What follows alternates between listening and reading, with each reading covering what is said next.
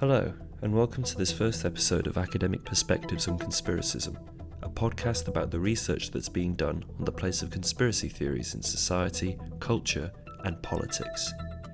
Each episode is a conversation with an academic about their research on a different aspect of conspiracism. I'm Adam Coper, a postdoctoral fellow with the Wales Institute of Social and Economic Research and Data at Cardiff University. We're going to start the series off by talking about politics. In recent years, there's been a lot of discussion about the impact of conspiracy theories on politics, their influence on elections, their relationship with populism, and the potential threat that they can pose for democracies. But what exactly is the role that conspiracy theories play in democratic politics, and when should we really start to worry about them? Joining me to discuss these issues and more today is Dr Alfred Moore, a political theorist from the University of York, whose research covers topics including expertise in democracy, deliberative democracy, and of course, the politics of conspiracy theory. He's the author of the 2017 book, Critical Elitism, Deliberation, Democracy, and the Politics of Expertise, and he previously worked at Cambridge University, where he was part of the Leverhulme Trust project, Conspiracy and Democracy. Alfred was also one of my PhD supervisors, so welcome, Alfred. Long time no see. Yeah. Did I miss anything from that bio, or No, is that all? Thank you. Thank you very much for having me. No, you didn't miss anything in the bio. Haven't had any major achievements since. So that's accurate. Great. Well, thanks for coming along and joining us. So I just want to start by asking you about how did you first get involved in research on conspiracy theories and related topics? Was it with that Conspiracy and Democracy project at Cambridge? Yeah, it was the Conspiracy and Democracy project that kind of got me into it. I mean, they advertised for a position, but part of the reason that I saw a connection between my work on expertise and the work on conspiracy theory was through the idea of contesting expert knowledge. So one of the case studies I'd been looking at was around the construction and contesting of consensus about climate change. And of course, that's a case where you do have what are often called denialist positions and what we'd now call sort of conspiracist or conspiracy theories around the production of knowledge about climate change, and ideas that it's a hoax, as US Senator James Inhofe put it in the title of one of his books. That this was all something cooked up by globalists to impose a kind of liberal global government. So there's this. So I'd come already to spend a bit of time thinking about the kind of radicalized distrust of expertise. So that was one of the ways that I came into the project, into that project at Cambridge. Right. I think that's really interesting because I think one thing that I've always found a little bit peculiar about conspiracy theories is the way in which they can sometimes seem like, well, there's always the rhetoric or the language of doing your own research, of finding things out for yourself, of critiquing the consensus, I suppose, like you were saying. And I've always found it strange that from a certain perspective, that all sounds quite good and positive. And yet, as you were sort of saying, it can sort of lead to these strange outcomes where something that is accepted as fact may be contested or challenged or turned on its head. Yeah, I mean, and to me, like one of the things that we were doing on the project was we were thinking about history, we were thinking about politics, political theory, and we were also looking at the internet, the role of the internet in the spread of conspiracy theory. But one of the things that was particularly kind of interesting to us, and particularly to me on the project, was how conspiracy theories seemed to represent a kind of radicalization and almost like a kind of distorted form of something that seems very central to a kind of modern Enlightenment view of critical citizenship. Aren't we supposed to be skeptical? Isn't a basically canonical position in liberal political thought that government can't be trusted and that one ought to set up institutional checks and balances, practices of popular vigilance and so on, in order to hold in check the possibility of the sort of subversion of popular will by small groups of interested elites. I mean, so these are entirely kind of natural and fairly mainstream sorts of concerns that then get taken up and almost sort of twisted or taken to quite radical extremes. But there's a sort of radicalization of us of an otherwise relatively laudable skepticism that makes them quite interesting from the point of view of democratic theory. Right. And that issue of distrust, it's something that comes up in your chapter that you wrote in 2018, I think, called Mm. On the Democratic Problem of Conspiracy Politics. It features in this book Conspiracy Theories and the People Who Believe in Them, edited by Joseph Osinski. And in that, you talk about the importance of distrust for democracy. And it's something strange because I think that your argument, once you read it through, makes a lot of sense. But initially, when somebody says that democracy needs distrust, that sounds maybe somewhat strange from our perspective today, where we hear a lot about how damaging distrust can be for politics. But could you say a bit about what is that role of distrust? Mm. How does democracy need distrust? Yeah, well, as I said, there's the view in which democracy needs distrust. I mean, is as I said, I think it's deeply rooted in a liberal tradition of thinking about politics, in which you entrust government to others, but then you're always at risk. Whenever you're in a relationship, when government is viewed as a relationship of trust, you're vulnerable and you're at risk. You're at risk of various abuses and of the way in which state power can be used not only to protect you but also to harm you. It can protect you from being pushed around in a kind of horizontal way in society through power imbalances. But in order to deal with that, you institute this higher authority that has the capacity to push you around itself. And so the very power that governments have has, in a long tradition in sort of Western thought, elicited deep concerns about how you contain and constrain that power. And so, particularly in the American constitutional sort of the American founding, they're drawing on they're drawing on sort of Montesquieu in particular, but thinking about how to divide areas of government and set ambition against ambition. But that's a politics premised on a sort of distrust in the sense that absolute power would tend to corrupt.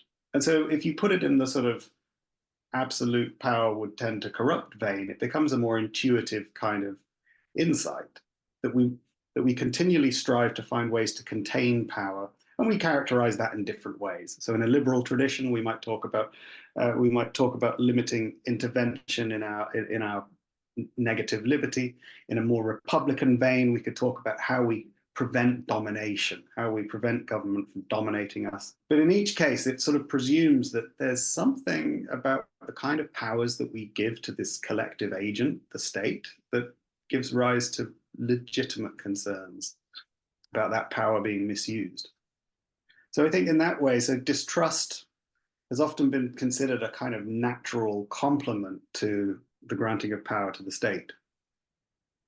So in that chapter, you describe how one outcome of a sort of, as you put it, a negative dynamic of distrust, one outcome of that could be something that you describe as conspiracy politics. And so I guess I have two questions, really. The first one is just basic. What is conspiracy politics? How is it different from conspiracy theory?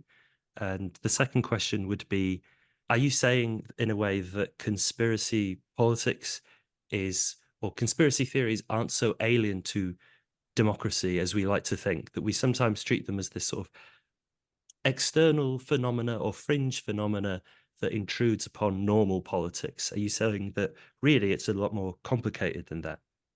Yeah, I mean, the reason I wanted to say conspiracy politics rather than conspiracy theory was partly to sort of to say one of the ways in which previous studies of conspiracy theory and ways in which the sort of object of conspiracy theory had been constructed was as a theory, right? It was sort of almost modeled on an elaborate scientific theory. And your paradigm example is a sort of, some crazy JFK conspiracist or something writing a great big book that would tie everything together and that would reconfigure evidence and attempt to synthesize it in something that looked like the form of a theory, right? So as objects, I think I sort of felt that when we were thinking about what we call conspiracy theory in politics, when we think of those conspiracy theories as pseudo-scientific looking theories with paraphernalia like footnotes and references and citations of bullet calibrations and all the rest, I thought that takes us down the wrong road in a way, because that's not what we get from people like Donald Trump, or more recently in recent British conservative statements about the deep state confounding all of their plans and secretly subverting government. That's not quite what we get. We don't have an elaborate theory, right? What we have are a series of rhetorical gestures and insinuations, and and a kind of, as two political theorists put it, a lot of people are saying, this kind of. So what I wanted to point to with conspiracy politics was what Russell Muirhead and Nancy Rosenblum have called conspiracy without the theory. So it's this, I love that phrase. So it's this kind of rhetorical insinuation that somehow, somewhere behind the scenes, someone else is in charge, but not even the slightest attempt to give an account of who that is or what exactly they're up to. Is purely a kind of rhetorical gesture.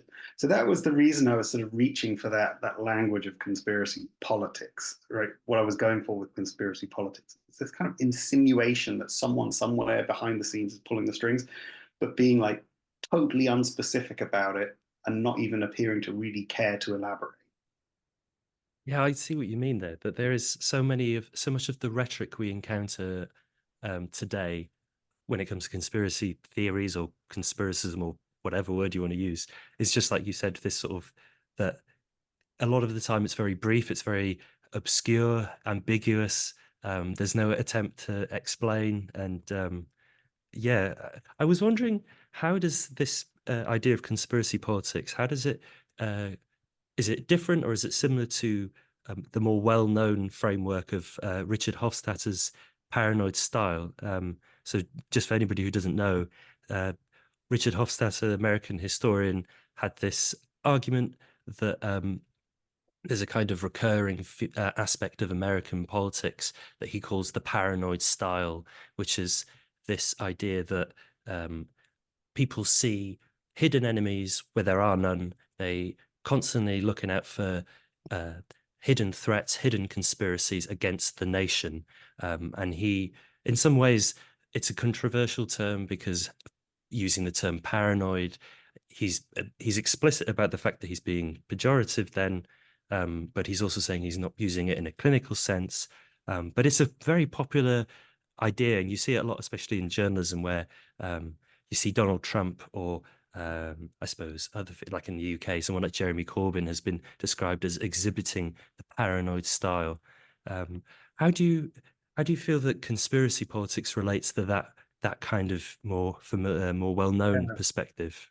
The main way, I would hope that conspiracy politics is simply a more neutral term, because as was observed at the time, this looked a lot like Hofstadter calling his right-wing opponents mentally ill. And that there was a definite sort of,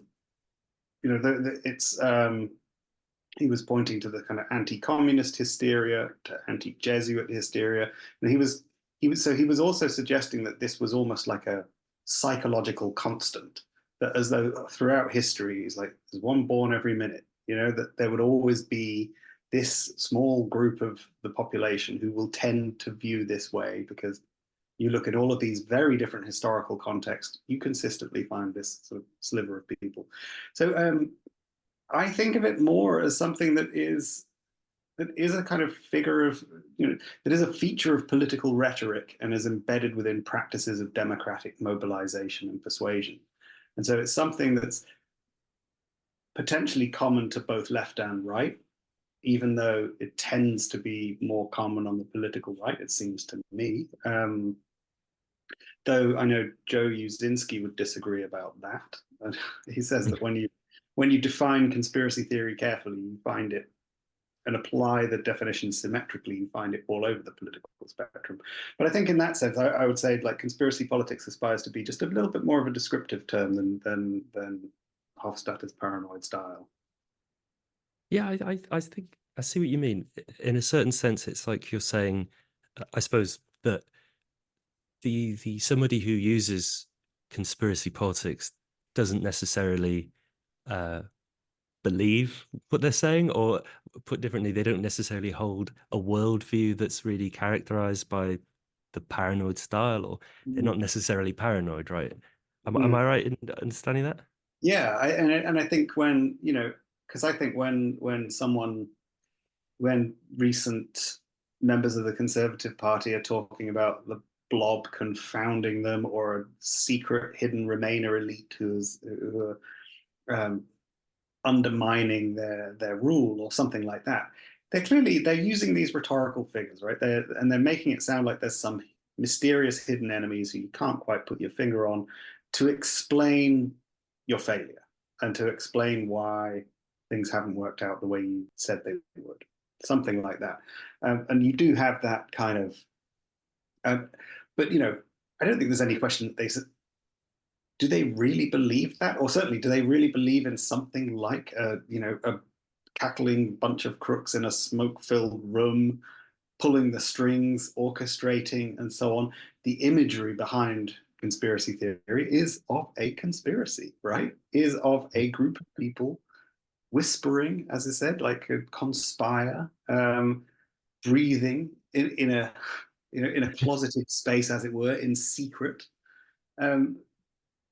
To carry out plans that they could not justify publicly. So the very language implies something like that, and I don't think many of the people who actually use the language really do believe that.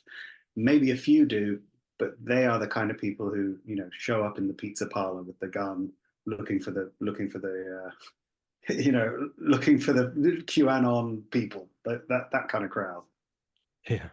But I don't think so. So I think conspiracy politics, by saying, look, conspiracy without the theory, you can make more sense of the use of that language without having to associate it directly with the more literal connotations of conspiracy theory. Right, yeah.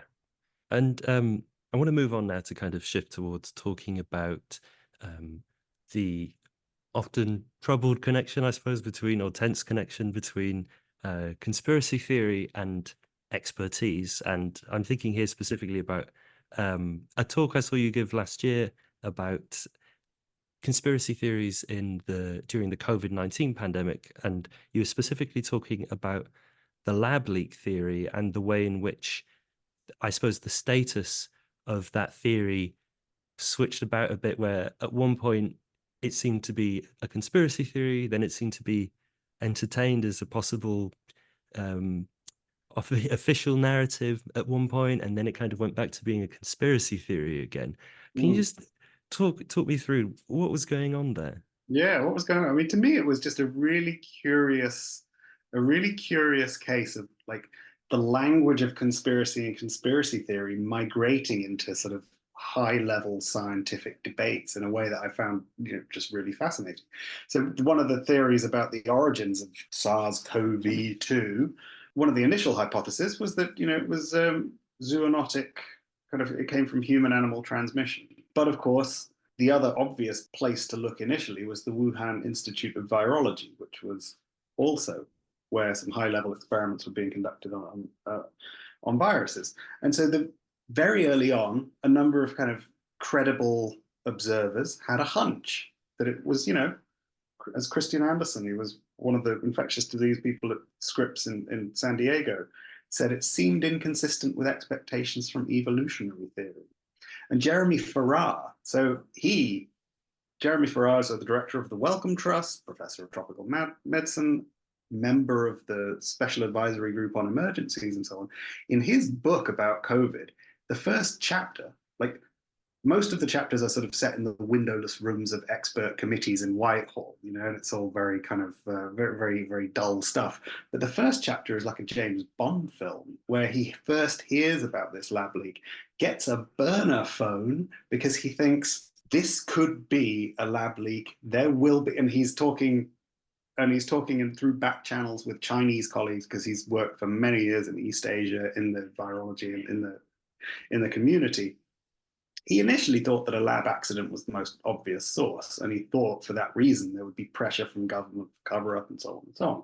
So this first chapter is extraordinary, and so it was entertained at that point. But then by February 2020, it had been kind of labelled a crackpot theory from some of these, you know, or at least there'd been a crackpot theory that the virus had been engineered with intent. That had become a line. And so a group, including that guy, Christian Andersen, who I mentioned, they wrote a paper in Nature Medicine where they say our analysis clearly shows that this is not a laboratory construct or a purposefully manipulated virus. And then they release a number of other scientists released a piece in The Lancet saying, we stand together to condemn conspiracy theories suggesting that COVID-19 doesn't have a natural origin. So that, but then you spin forward another year, and you've got the White House then saying, we have deep concerns about the way in which the early findings of the investigation were communicated. It's imperative that this report be independent, with expert findings free from intervention by the Chinese government, and so on and so on. The WHO and the Lancet launch investigations, new investigation. So it was just interesting to me that it went, this kind of lab leak theory went from plausible initial hypothesis to crackpot or conspiracy theory, and then back at least to non-crackpot theory, worthy of at least investigation. And so what was interesting to me about that was the way the language of conspiracy theory was clearly being used at various points to demarcate what counted as a legitimate area for debate and what didn't, and how that boundary shifted quite radically over time. So yeah. Sorry, go on. Yeah, no, carry on. Oh no, I was just going to say. So I suppose this points to the one issue that is always a bit of a problem for anybody who's researching the topic of conspiracy theory, is that the term itself is so pejorative, right? That it can be used in that way to dismiss people, and no one wants to be labeled a conspiracy theorist, right? Yeah.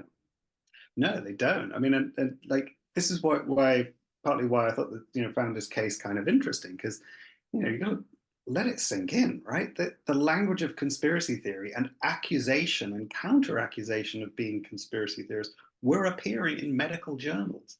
You had scientific authorities accusing each other of promoting conspiracy theories.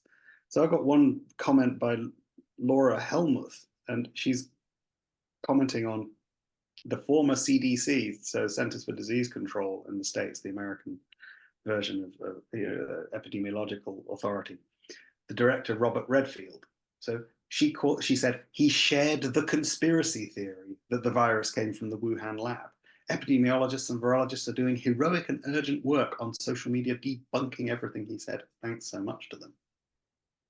So this kind of language, these are two senior, so she's a senior figure in scientific publishing, right? And accusing the CDC director of promoting conspiracy theories.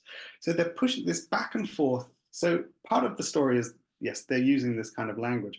But I think the other thing that's going on in the background is an intense concern about the effect of, like an intense concern about the politicization of these scientific claims, right? An intense concern about what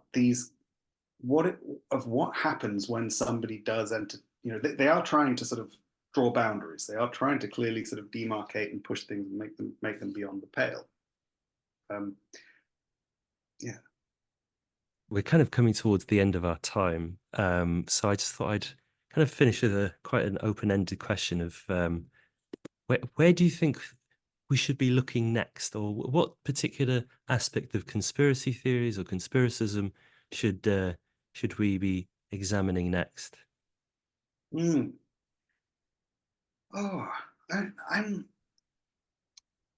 Or I'm is not there a sure. particular conspiracy theory that you think has not been focused on enough that we should be looking Not at? so much. I mean, my question more, the question that sort of comes that for me comes out of things like the COVID debates around that is about how useful it is to, you know, well, how useful it is to use this language of conspiracy theory, but it's clearly a pejorative label, and it seems to me to work more persuasively as a sort of feature of a feature of political rhetoric than as a sort of, I mean, it may well also describe sort of, you know, work descriptively in certain contexts to describe certain structures of people's beliefs and so on.